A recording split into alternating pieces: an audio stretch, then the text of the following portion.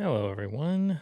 Luis Lopez here, and I wanted to make a quick video that does something that I just couldn't find online for you guys. So I decided to make one, which is not only listen to the different stereo miking techniques that we've been going over, but also explain how they sonically sound different. I pulled up a session that I did with a couple students to show stereo miking a while back, and record the same song, the same performance, the same relative position. They moved around a little bit, but it'll still give you an idea of what these different stereo miking techniques might sound like. First, let's just briefly go over which ones are which. So I have them labeled here in Pro Tools under the memory locations as XY, Blumline, AB, which we'll get into, spaced pair, ORTF, midside, and then something special at the end there. XY is the two mics that are cardioid at 90-degree angles from each other. It usually sounds a little tighter, a little more closed and a little more focused. Blumline, that's the same orientation, 90 degrees, only the polar patterns are figure 8, so it makes a very wide, what I find to be a very wide and also really spaced sound, like a lot wider of a sound, and get a lot more room sound from that configuration. AB, now this gets sometimes I won't say confused, but sometimes it is mentioned as the same thing as spaced pair. And what I did here was I had the close mic, one mic very close, and one mic just picking up the room tone.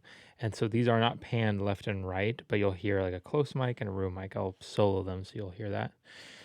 Spaced pair, that's just two microphones that are pointing are parallel to each other and pointing in the same direction with the source in the middle.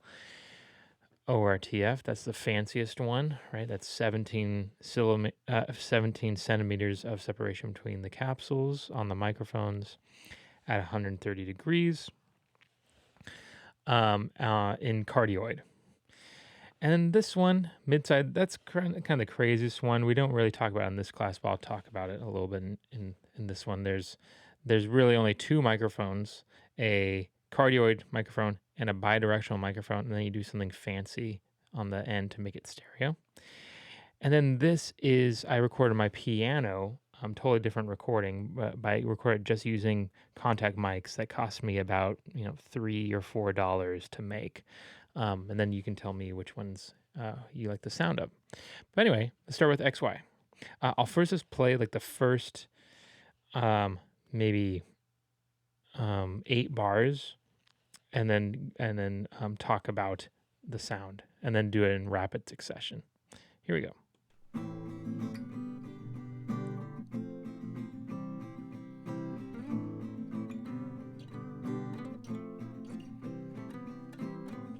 The eagle flies with the powerful cry. The crow comes after that to remind us that we die. Okay, a couple sour notes in there, but not a bad performance. But anyway, there's nothing to compare this to yet, but you'll notice that it's a little bit of a tighter arrangement with this particular miking technique. Let's go to the next one just so we can start to hear the difference between them. So let's go to Blumline. This is figure 8 in 90 degrees. The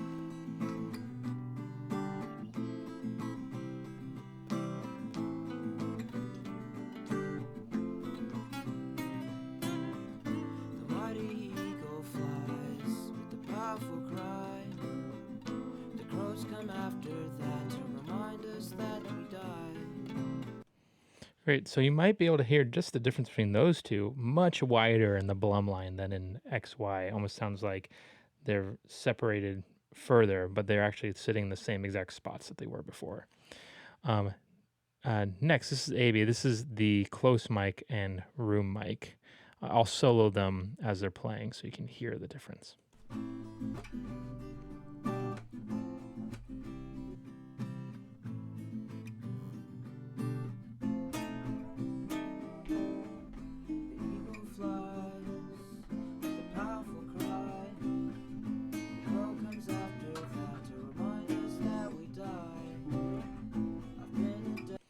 Great. So that just gives you allows you to blend the room tone with the close mic tone. Um, I find it really useful, especially when trying to blend like get a natural sound from an instrument. Just to as an example, let me blend in the room mic for you.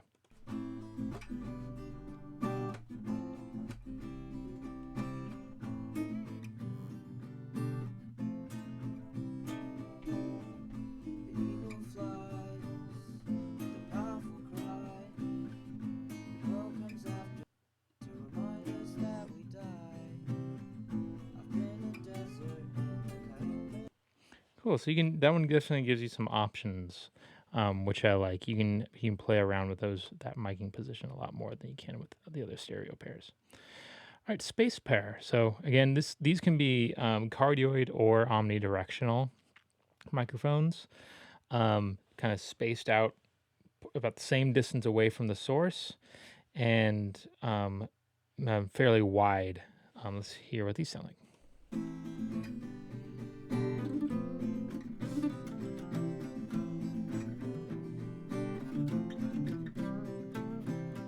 The eagle flies with a powerful cry. The crows come after that to remind us that we die. So that one, I always hear it as like say an oil painting that's on the wall that's really wide, where it's like flat and there's texture to it, but you can definitely hear it as if it's on this like plane. Whereas between that and the Blum line sounds a little more like you're inside of the performance, and the XY sounds a little bit almost just kind of almost like a conventional stereo sound, if that can be if that's if that's something um a way to describe it. Let me just switch between those really quickly just so you get the difference. So XY and then Blumline and then space pair.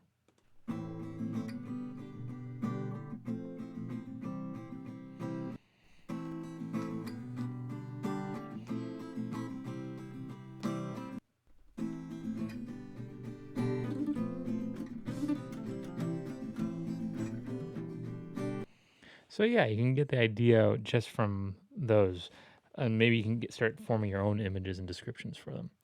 Next, ORTF. So this is the one that mimics our natural hearing. Let's take a listen. The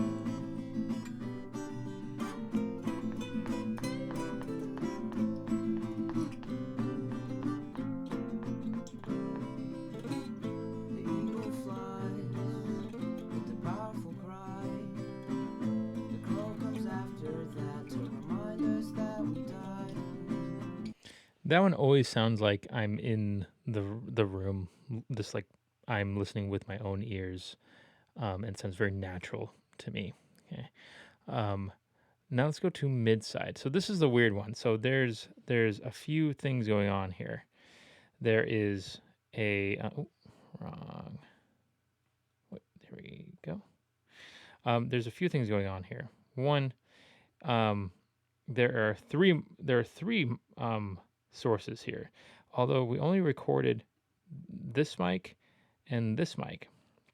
If I were to take these, make them very large, you'll see that, and zoom in here and make these a little taller. You'll notice that this one looks a lot different than these two, but these one look exactly the same. Well, it's because they are. So with mid side, you have a center microphone, which sounds like this.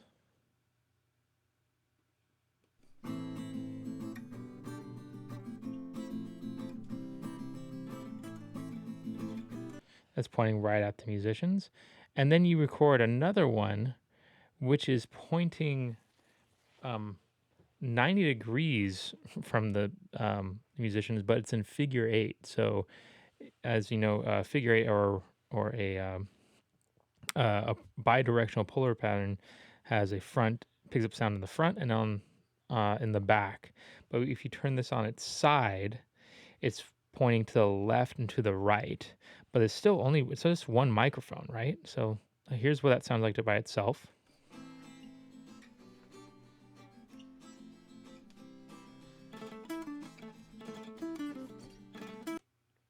Cool. And then let's take a listen to the other one.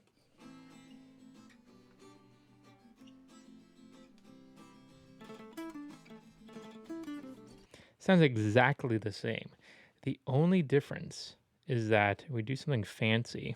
We don't really get to talk about a lot in this class, but if we look in here, I have gone and taken this particular sound and flipped it around, whereas the negative part of this waveform is going down, the positive is going up. It's the same exact sound, but it's flipped on its head. If I were to pan these directly in the center here and play them both at the same time, we should hear absolutely nothing. If I get my soloing mode in the right spot, there we are.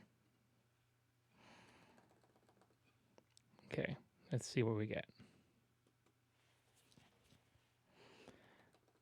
Nothing, right? But watch what happens when I start panning one to the left. The image starts to appear.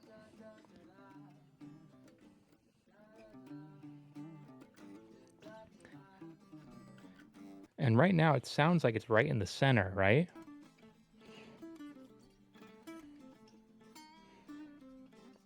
There's no stereo imaging, right?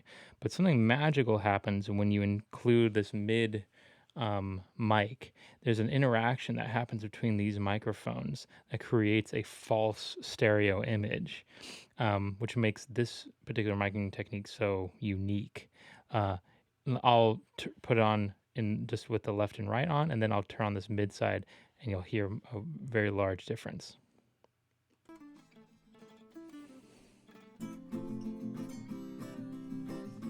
Eagle flies with the powerful.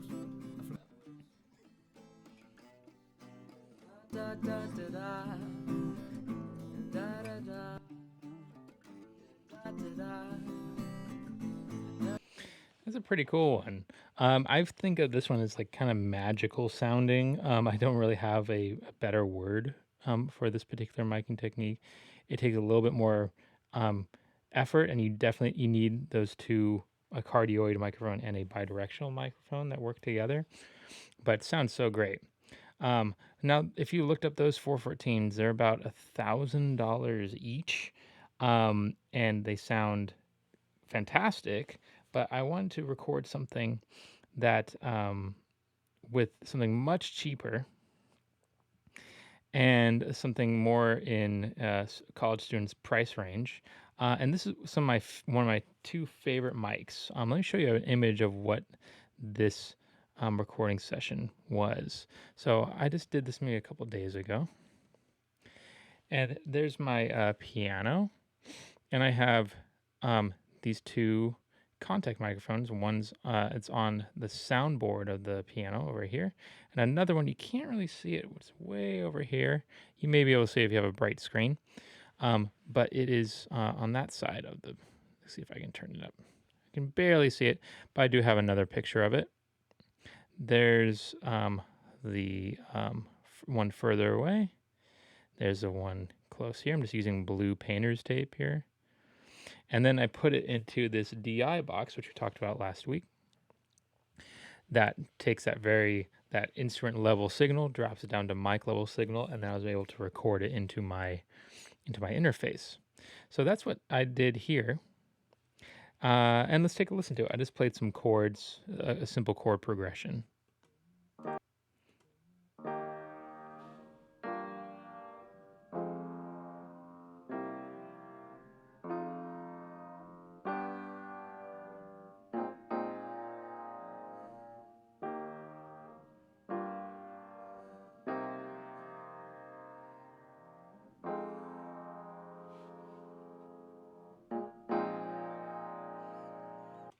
Now, I don't know about you guys, but I love the sound that those mics give. It's very low noise happening in the recording. It's a good quality sound. There's left and right imaging going on, and and it's at a fraction of the cost. Again, these are $5 microphones we're talking about here, and just with a little. Sometimes finding stuff just lying around in your studio, or having an idea to utilize your budget to to your to come to your defense, can yield some pretty cool results. So this kind of gives me like a lo-fi piano type of sound without any plugins, without anything, and it costs me like very little to create. So hopefully that was helpful for you guys. If you have any questions, come by my office hours anytime. Until next time, I'll see you guys in the modules. Take care.